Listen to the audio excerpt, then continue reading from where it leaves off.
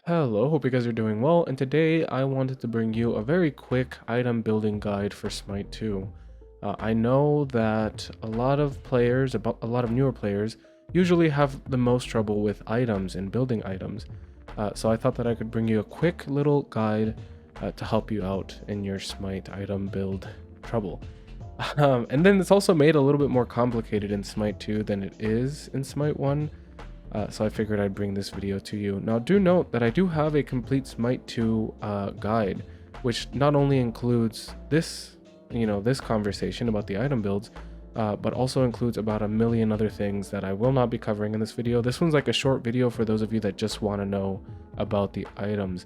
But if you clicked on this video as a newer player, then down in the description, you'll find a link to the complete guide, and it is genuinely absolutely everything you need to know. So go ahead and click that video. One last thing before we get started, I also do have a Discord server. You can go ahead and click the link that I left down in the description for you. If you have any questions for me, or any questions in general, I mean, the community is absolutely wonderful, and we're going to help you get better at the game and answer any questions you may have. And if you just want some, nice non-toxic people to play Smite with, and that's the perfect place to do so as well. So go ahead and click that link down in the description. Without further ado, let's go ahead and talk about the items. Items can be separated into different categories, first of which are your consumables. You have 2 consumable slots total. Consumables are items that are one use, meaning once you use them, they will be consumed and need to be rebought. These items include both mana and health potions, which you can carry 3 of, each in one consumable slot. Wards, when placed on the map, will grant you and your team vision of the area for a given duration. Think of them as motion sensors. You can carry 2 regular wards that will take up 1 consumable slot. Sentry wards are a more expensive form of wards that will cover a larger area. Additionally, it will allow you to see and destroy enemy wards in the area.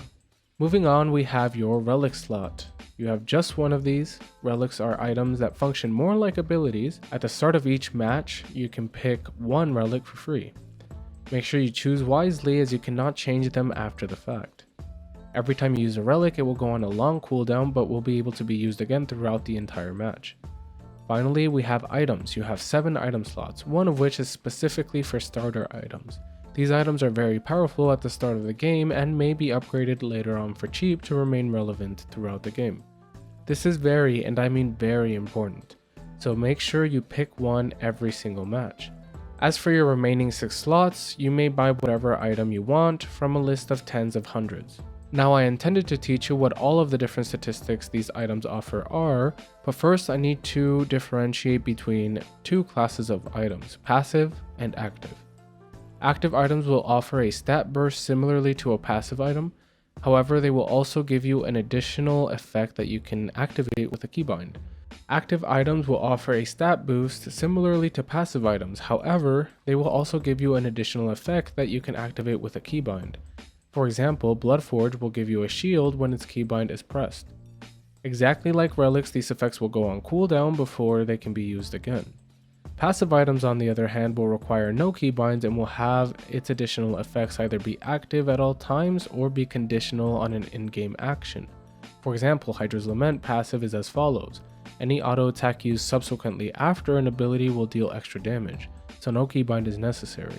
Note that only 3 of your 6 items can be active items. Also worth noting, active effects are very powerful but may only be used once per fight, as the cooldowns are rather long. But passive items will offer higher stats such as damage when compared to active items. With that out of the way, let's go over all of the stats and what they do so you can better be informed on what it is you are buying.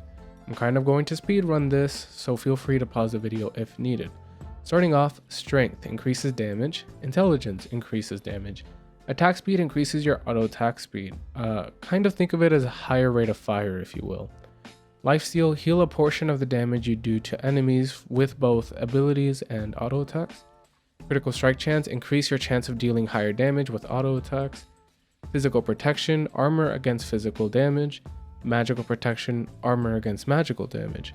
Penetration will cut through the previously mentioned armor of both kinds, physical and magical. Health increases your total health. Health regen will increase the amount of health that you passively gain over time. Mana increases your mana. And mana regen increases the amount of mana you passively gain over time. Healing reduction reduces your enemy's healing. And then finally, cooldown rate reduces the cooldown on your abilities, meaning you can use abilities more often. These are the stats offered by items in Smite 2. You can usually get multiple stats in just one item at different quantities alongside a passive or an active effect. General rule of thumb is you want a healthy amount of a couple of these stats. Later on in the video, I will go over what items you will want depending on your type of character, but before that, we need to go over some things. Remember earlier when I listed the stats, both intelligence and strength, as increasing your damage? Well, different characters will use either intelligence or strength or both. Note that there are multiple ways to know which character uses which, and I will also be posting guides for all of the characters, so make sure you're subscribed to stay in the loop. Secondly, I mentioned both magical and physical protections. Characters in Smite will either deal magical or physical damage. The symbol next to your character icon will let you know which you deal. Swords are physical and this little circle thingy is magical. Note that regardless of what you buy, strength or intelligence, this will not change your character's damage type. That is consistent. All characters may buy any item, but as I mentioned earlier, some characters scale off of intelligence and others off of strength, so make sure you check what your character uses most effectively before you buy the items. Additionally, some characters such as Mordred and Neith use both effectively, so it's advised to buy both intelligence and strength items on these hybrid characters. And one more final note when it comes to damage types: regardless of your character's chosen stat and form of damage, all auto attacks or basic attacks will scale off of 100% strength and 20% of intelligence, so strength focused builds will always yield higher auto attack damage. More on this later. Finally, I will talk about how buying items work. Smite 2 uses an item component system, meaning you will be buying components of an item and combining them to complete a full item. This might sound complicated, but don't you worry, it's really easy. Allow me to give you an example. This item is Bloodforge. You could just buy the full item and not have to worry about the components. However, you won't always have enough gold to buy the full item, so buying some of its components will ensure that you gain some stats even if it's not the full amount. And the cost of the components will obviously be deducted from the cost of the full item. I like to imagine the system as buying ingredients for a sandwich. First, I'll buy the starter component for strength, and then the starter component for lifesteal. Combining these components will give me a tier 2 item, which contains both more lifesteal and more strength as compared to the other two components, and also a passive. Finally, upgrading this item to a tier 3 full item will grant you its maximum stats and best active effect. It might still seem complicated, but don't worry, you'll get the hang of it after playing just a couple of matches. Now note that if you know what item you want, then you could just spam click the item you want and the game will do all of the combining components for you. But how will you know what item you want? Well, I'll touch on this subject more in depth later in the video, but the left part of your item shop has categories that are very helpful. You don't need to know what item you want specifically, just what stats you want. For example, I'm looking for an item with intelligence, penetration, and cooldown. I could just filter using those statistics and see the item that contains the stats I want. Then I can compare the remaining items and choose between them. I think I'll buy Spear of Desolation. Note that the more variety of stats an item offers, the less of each stat it will give. Now, even with my awesome explanation of Smite 2's item system, newer players can find all of this very overwhelming, and I'm a firm believer that building is the last thing you should focus on.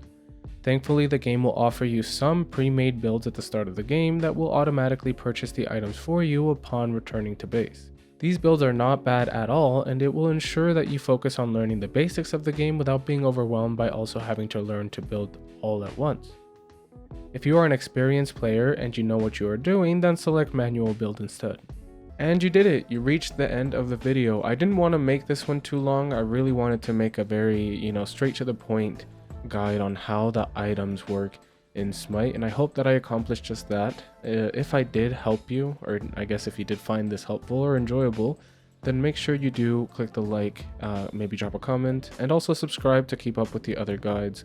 Like I mentioned, we have a complete Smite 2 beginner's guide which goes into this subject more comprehensively and a lot of other topics. So if that's something you're looking for, go ahead and check that out. As I mentioned, join my Discord if you want any help, find friends to play with, or if you want to talk to me. It's the easiest way to get into contact with me. And then on a final note before I hop off, I also have my Twitch link down in the description. So if you want to watch some live gameplay and commentary, it's a bit of a different experience than that of what you get on the YouTube channel. So anyways, thank you guys so much for watching to the very end. I love you, and I'll see you in the next one. Bye.